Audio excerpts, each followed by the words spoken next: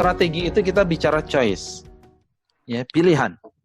Jadi kita punya perusahaan, kita punya organisasi sekian banyak, ya, yang bisa untuk akan kita lakukan dalam 3 tahun ke depan. Kemudian kita harus ada pilihan, ya. Tadi karena sumber daya kita terbatas, ya kita pilih. Ya, pelatih sepak bola yang tadi, ya, siapa misalnya, ya, yang mahal kita bayar pelatihnya gitu, ya. Ya, kalau ditanya apa strateginya, ini loh strategi. Dia nggak bisa mengatakan saya total football misalnya, ya, 11 orangnya itu di sini, nggak bisa, ya. Dia harus pilih strateginya 4-4-3, 4-1-3-2 dan seterusnya gitu, ya. Jadi strategi itu choice. Strategi itu being different.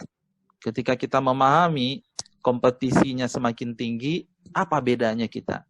Sehingga peluang kita untuk dipilih oleh pelanggan itu semakin besar. Gitu, ya. Yang ketiga, nah ini dari si Porter ini. Ya, Porter ini adalah, jadi kalau Bapak dan Ibu silakan baca buku-bukunya Porter. Porter ini adalah bapaknya strategic management. Gitu, ya. Kata Porter, choosing what not to do. Ya. Jadi kalau kata si Porter itu, kalau saya tanya pimpinan perusahaan, ya, apa yang tidak akan kamu lakukan, kalau dia tidak bisa jawab berarti dia tidak punya strategi. Sampai demikian Porter mengatakan, ya. Ya, choosing what not to do.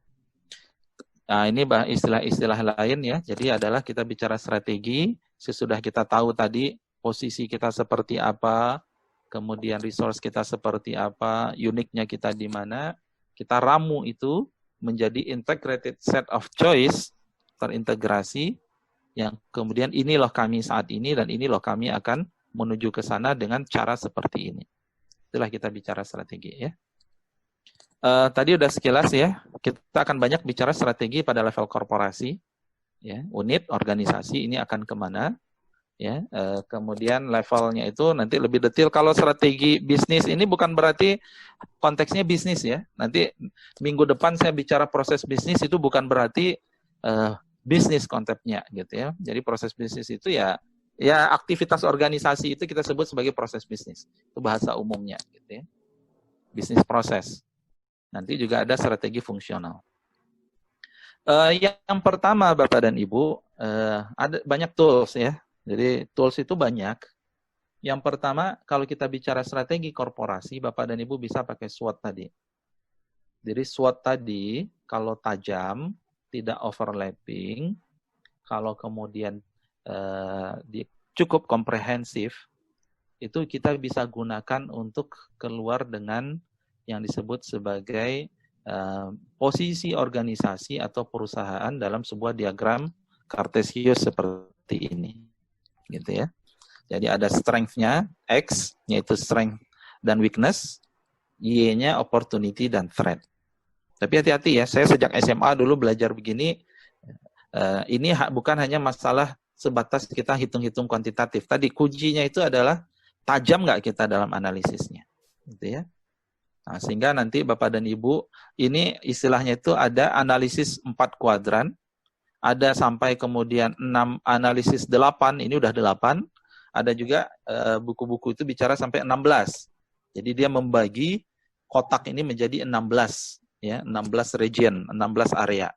Tapi esensinya adalah ketika strength kita kuat, opportunity-nya juga dominan, maka strategi korporasi itu adalah growth. Ya. Yang sering salah itu adalah tidak jujur dalam membuat analisis SWOT. Sebenarnya dia berada di posisi kedua, di kuadran kedua, tapi strateginya growth. Atau lebih fatal, threat-nya tinggi, weakness-nya juga tinggi, tapi kemudian strateginya growth. Itu juga tidak benar. Gitu, ya. Ini menggambarkan ruh besar, ya, tema besar pengembangan perusahaan atau organisasi kita itu kita bisa gunakan dengan analisis SWOT. Ya. Jadi terserah Bapak dan Ibu, kalau 8 area seperti ini dia lebih presisi, ya.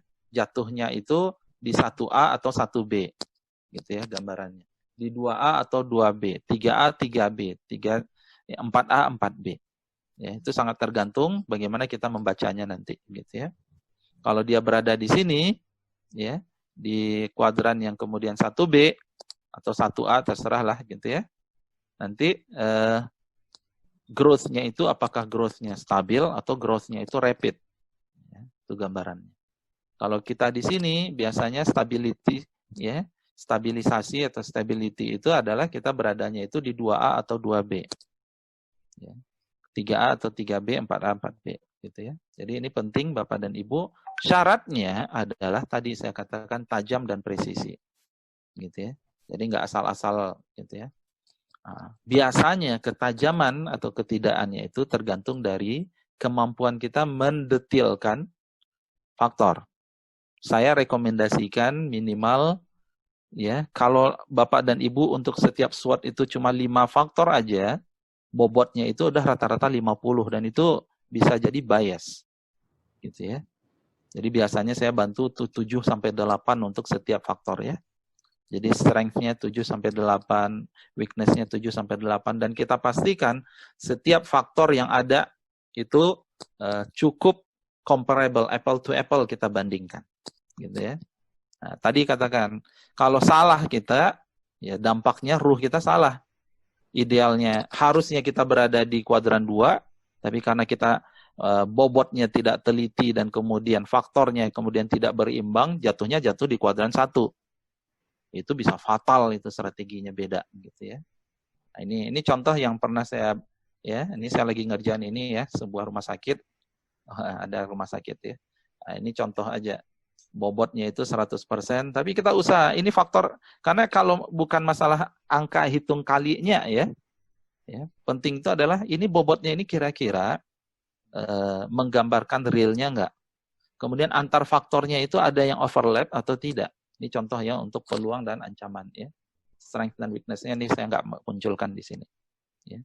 Jadi ini Bapak dan Ibu kuncinya di situ. Kalau kita bisa tajam, maka dia akan memberikan pilihan strategi yang pas buat kita. Yang lain ada pakai BCG Matrix. Ini kalau kita sudah bicara produk. Ya. Jadi kalau tadi mengatakan organisasi sosial juga ada produknya. Bukan berarti kemudian hanya bisnis ya. Ya, organisasi sosial. Nah, kita harus petakan produk kita itu berada di mana sebenarnya. Ya. Jadi kalau penguasaan pasar kita saat ini rendah, sedangkan pertumbuhan pasarnya tinggi, berarti kita berada di question mark. Kalau penguasaan pasar kita rendah, pertumbuhan pasar kita juga rendah, berarti kita di sini. Strateginya adalah retrenchment. Retrenchment-nya adalah potong usaha, potong bisnis. Ya, kita lebih rasionalisasi. Beda kalau kita berada di penguasaan pasar kita tinggi dan pertumbuhan pasar juga tinggi. Pertumbuhan pasar itu adalah pertumbuhan bisnisnya ya. Terlepas ini adalah laba atau nirlaba sekali lagi ya. Nah, ini adalah kita berada dalam posisi start dan seterusnya. Bapak dan Ibu silakan baca ya BCG Matrix.